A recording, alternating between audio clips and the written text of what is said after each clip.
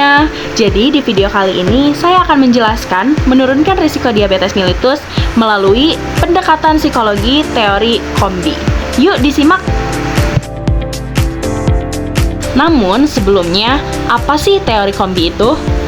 Teori Kombi adalah teori psikologi yang menjelaskan kenapa seseorang melakukan atau tidak melakukan suatu perilaku.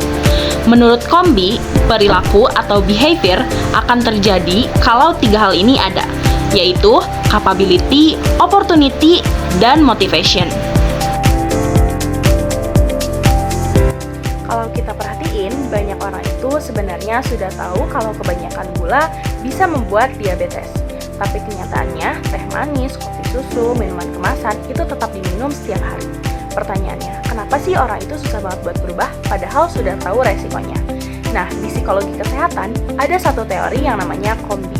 Teori ini bilang, perilaku sehat itu nggak cukup cuma tahu, tapi harus ada tiga hal.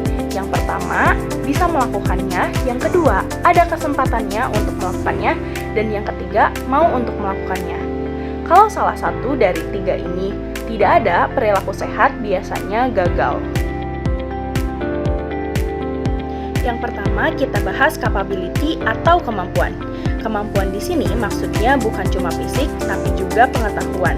Contohnya, banyak orang belum paham apa itu diabetes, apa bedanya gula darah normal dan tinggi, atau makanan apa saja sih yang sebenarnya tinggi gula. Ada juga yang mau olahraga tapi bingung harus mulai dari mana. Kalau orang nggak paham, ya wajar kalau dia nggak bisa berubah. Makanya, salah satu cara menurunkan resiko diabetes adalah edukasi sederhana, misalnya mengenalkan pola makan sehat dan olahraga ringan seperti jalan kaki 30 menit sehari. Yang kedua adalah opportunity atau kesempatan. Ini soal lingkungan.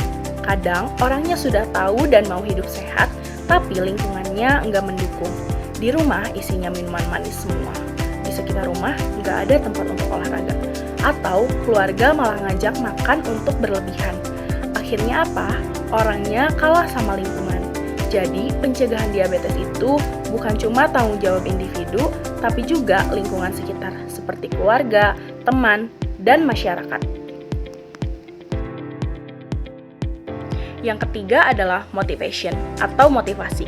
Ini soal kemauan dari dalam diri. Banyak orang merasa, diabetes masih lama, nanti aja deh berubahnya. Ada juga yang sudah kebiasaan makan manis, jadi malas untuk berubah. Makanya, motivasi itu penting. Orang perlu tahu kenapa dia harus berubah.